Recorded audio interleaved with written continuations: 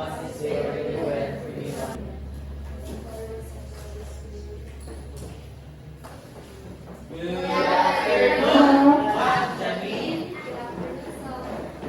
I start my discussion, like this is that.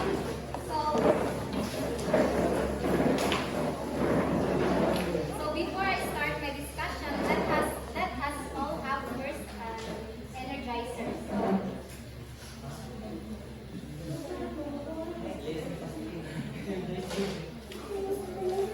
So please stand up.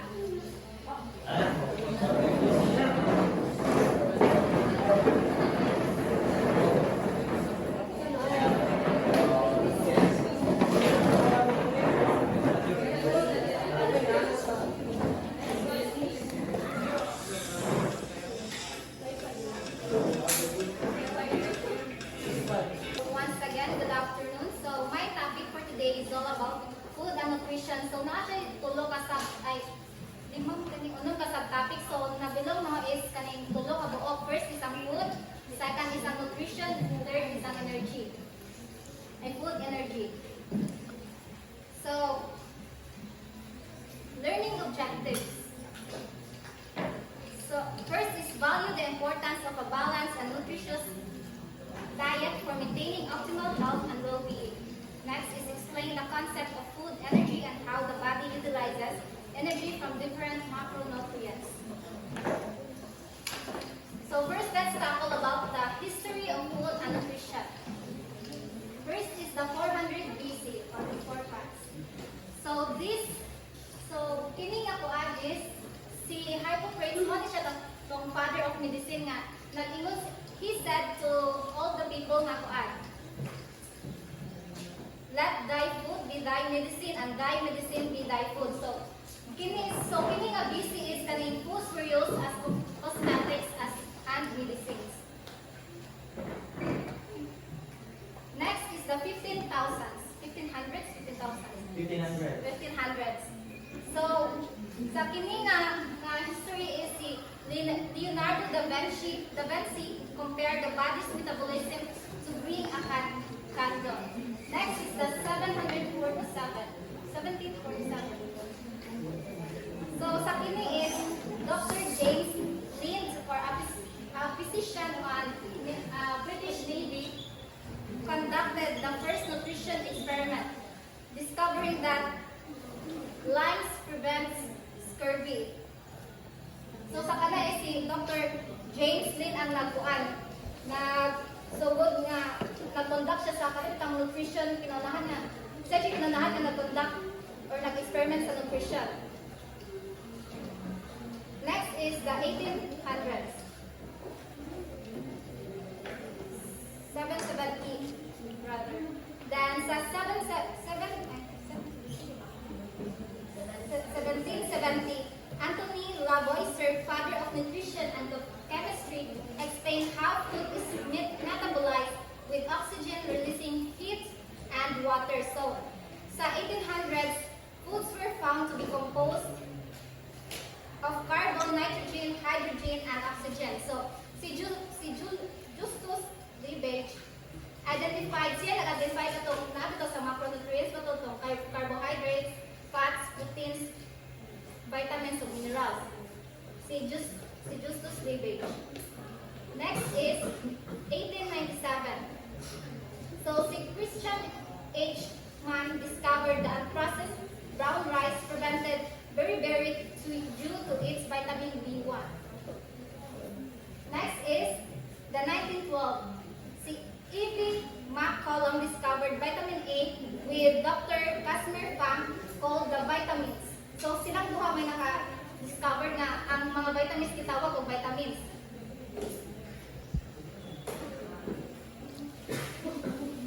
Next is the 1930s and 1950s. So sa kini is ang essential amino acid and water soluble B and C vitamins were identified. Kauban niya si Russell Marker synthesized the hormone progesterone from wild yams. Next is year 1968. So si Linus Pauling introduced orthomolecular nutrition healthy and longevity. Lastly is the 1994 and 2000.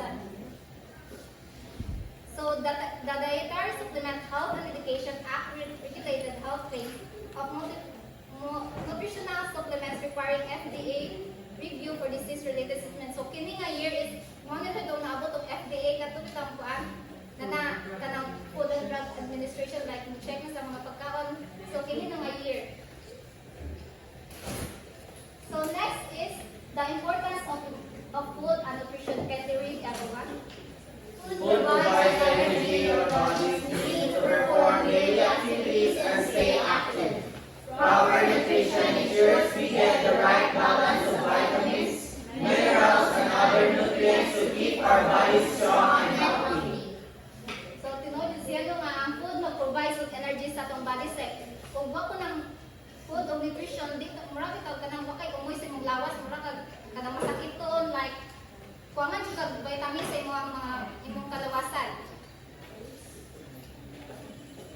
So next is what is nutrition? So nakoy pangutana, kindly stand up, Miss Echo. Pero na so for you, what is nutrition?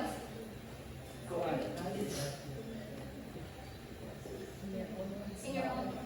So, nutrition is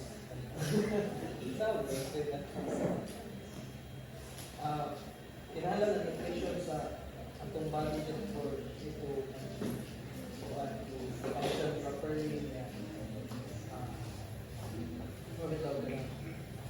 safe na sa life. So sakto jud no. So basit nang ito mo lahi ra ng nutrition ug nutrients. So ang nutrition is the process of kanang obtaining nutrients from foods. While ang nutrients mo siya tungkuan as substance nga makuha na to that provides nourishment. So nutrition, the process of nourishing or being nourished, is especially the process by which a living organism assimilates food and uses it for growth and replacement of tissues. Pero sa ingon mo siya itong magkuha sa itong kanabitaw ng process of obtaining nutrients from our food. So why nutrition important? So nutrition is important for our bodies to function properly, grow, and stay healthy. It provides the energy for daily activities, strengthens our immune system, and help prevent chronic diseases. So, importante yun kayo, di ba, person nag-ingon nga makaprevent na siya sa mga sakit-sakit sa itong lawas, like, maka-immune ko na sa itong lawas po, like, makapakusog. Maong importante yun na nutrition sa mga pagkain. So, next subtopics is Food is the substance of food to provide nutritional support for the body. It is essential for survival and provides energy, nutrients, and building blocks for growth and repair. What food does in the body does through the nutrients it contains. The body utilizes these nutrients to grow and keep healthy and strong. All nutrients needed by the body are available through food. So, sakto dito nga, ang food makag-bring ng substance sa itong i-consume ka pangadaw-adaw. Like, for example, kanang food nga, kanang sa meat or plants, for example, sa plants, itong mga vegetables, fruits, nga makuha. Pwede na po na makuha sa itong mga palibot, nagtanom, tag mga ngana. Then, what is food composition? So, food composition is the undertaking to determine and compile what is in the foods we eat and is the critical bridge between nutrition, health, and disease prevention and food production. So, kaning food composition, ako example na ni, pero sa food energy na nabutang na dito siya na part bitaw. Mo na siya katong bitaw, mag-record mo sa inyong graph, kada bitaw, if mo kaon ko example, mo kaon mo banana, mag-record mo pila naka-calories inyong nakaon na na. Or pila ka carbohydrates ang naa sa banana.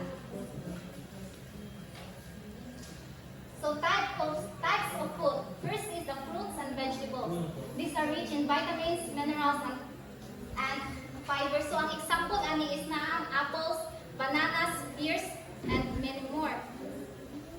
Next is the grains. Grains are a primary source of carbohydrates which provide energy. So sa grains is naabot siya katong bitang example ani is katong bread, rice, katong mga wheat bread nga ana.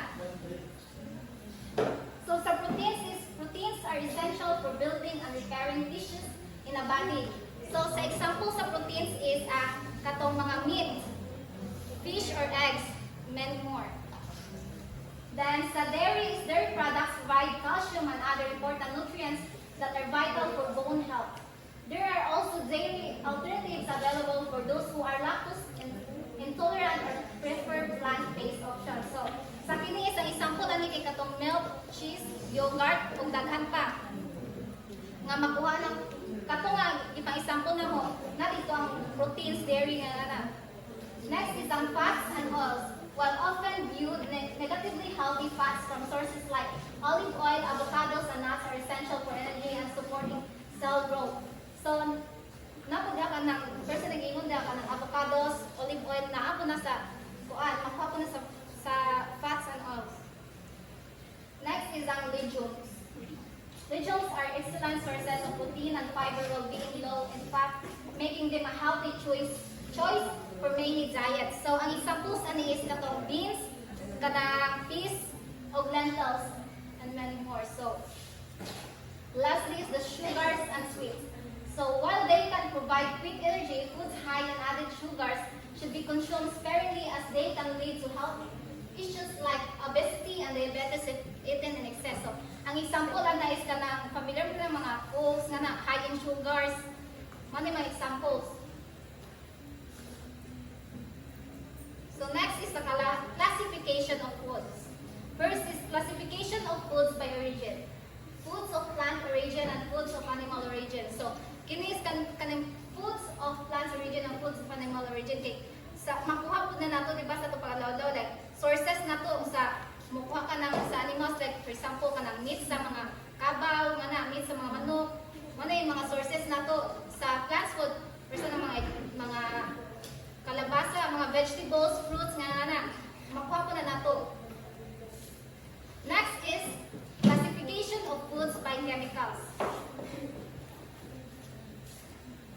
First is carbohydrates, your body's primary energy source. So kini is ang first itong ingon na po na siya example sa foods, vegetables o katong grains. So ang carbohydrates nga maapil na ng fruits is ang bananas, apples, mangoes, o pears. So, sa vegetables, ang makuha po na kay potatoes, sweet potatoes, o kanang kuan, carrots. Then, sa grains, kay wheat bread, rice, and oats. So, sa proteins, building blocks for muscles, tissues, and enzymes. So, kisay makahatag og sample nga kanapitaw na na siya sa fruits, vegetables, na nabilong sa grains. Ay, sa proteins. Manawag na lang ko, so Miss Padala.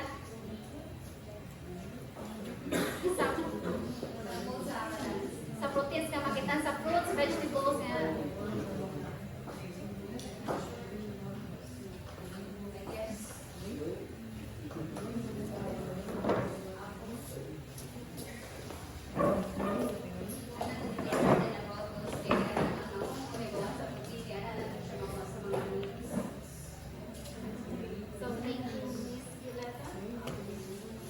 So, Mr. Russell, do you have any examples?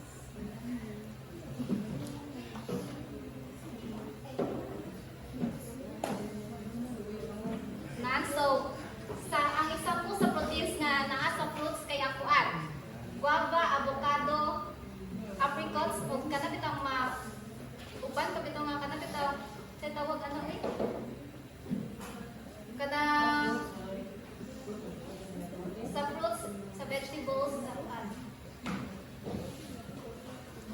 Oh, naa po ng peanuts. So, sa kuan, sa vegetables, kay naa ang spinach, broccoli, and asparagus. So, sa kuan, katong first, gingon ni Russell, naa po dito ang katong nuts, seed, olive oil, coconut oil. One example sa proteins. So, next is fats. Provide energy and help your body absorb vitamins. So, ang example sa fats nga naa sa vegetables nga na is ang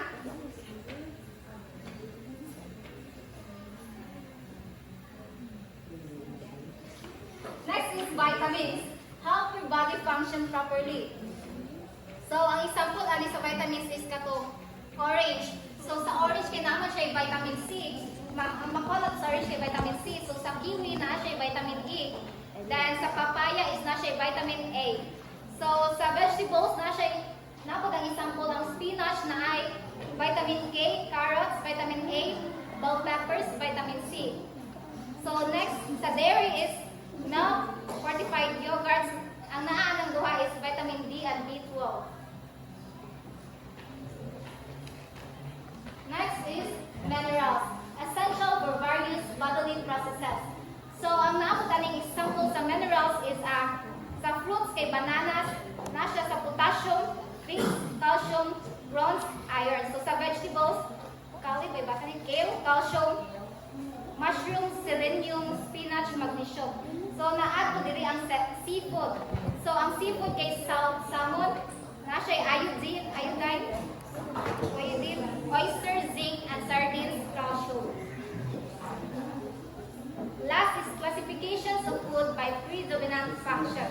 First is energy supplying food, cereals, sugars, fruits, sugars, fats, and oils.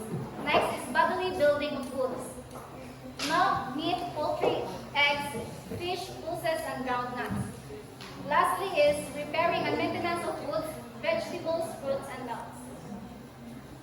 So the last subtopic is what is food energy? So may I have Ms. Bagur, in your own words, what is food energy?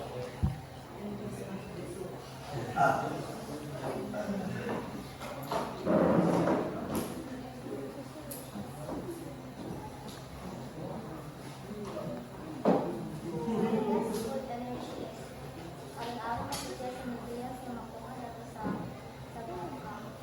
Yes, very good, Ms. Bagular. So, kasi ang gingon nga, ang food energy, makuha ko na sa katong nutrients like katong mga kuan, katong mga carbohydrates, vitamins, fats, and anak. So, food energy. Food energy is chemical energy that animals, including humans, derive from their food to sustain their metabolism, including their muscular activity. Most animals derive most of their energy from aerobic respiration, mainly combining the carbohydrates, fats, proteins, and minerals with oxygen from air or dissolved in water. So, katong one example na sa katong food energy nga nag-drop ito sa food composition. Katong gingon na ganyan nga nag-drop siya sa iyang itaon. For example, banana, composition of bananas. A medium-sized banana, approximately 118 grams, contains the following nutritional components. So, one example, there's no mind. Nutrients, nabutang siya sa calories, carbohydrates, sugars, protein, fat, fiber, potassium, vitamin C, vitamin B, and manganese.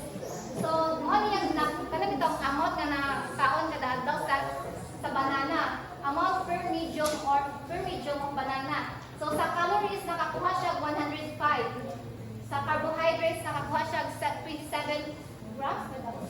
So, sa sugars, nato siya 14.4 grams. Then sa protein, naa siya 1.3 grams. Sa fat, nato siya 0.3 grams. Sa fiber, na siya 31.1 grams. Potassium, na siya 422 mg. Vitamin C, 10.3 mg. Vitamin B, 0.4 mg. And manganese, 0.3 mg. One example sa food composition. So the primary source of calories in bananas come from carbohydrates, which account for about 93% of their calorie content. They also provide dietary fiber, vitamins, and minerals, making them a nutritious choice. So, sa importance of bananas. Bananas are rich in natural sugars, sucrose, fructose, and glucose, providing a quick energy boost, making them ideal for athletes and active individuals. They are a good source of essential nutrients such as potassium, vitamin B6, and vitamin C, contributing to overall health. So, sa bananas, daghan tag makuha nga nutrients. Next is the advantages of eating bananas. Bananas are easy to carry and require no preparation, making them a convenient snack. They are naturally low in fat, contain no cholesterol, making them hard healthy. So dito jud ay ang kanon ng banana no, so kana for example ikaw man mo kaon mo take kag banana makakaano na siya gamit ang kanang nutrients sa imong body. Lastly is the disadvantages of eating bananas. While natural sugars provide energy, they can contribute to increased blood sugar level if consumed excessively, particularly for those with diabetes. Although relatively low in calories compared to other snacks consuming large quantities can still lead to increased calorie intake. So, ang diba, gingon na ganang ang food energy also known as calorie, makakuha na siya.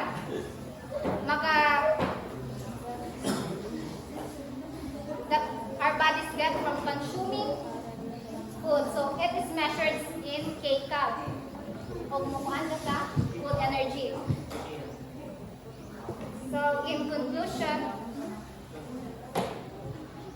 the history of food and nutrition illustrates the profound impact that dietary choices have on human health and well-being. From ancient wisdom such as Hippocrates' belief in the medicinal power of food, to modern scientific discoveries about vitamins and macronutrients, our understanding of nutrition has evolved significantly. Foods like bananas exemplify the importance of making nutritious choices, providing essential energy, vitamins, and minerals, while being convenient and accessible. However, it is important to be mindful of their composition, or as excessive intake can lead to health issues. Kung mapalabian ka kang take sa mga vitamins like kung ano siya like makalain na sa mong lawas. That's all. Thank you.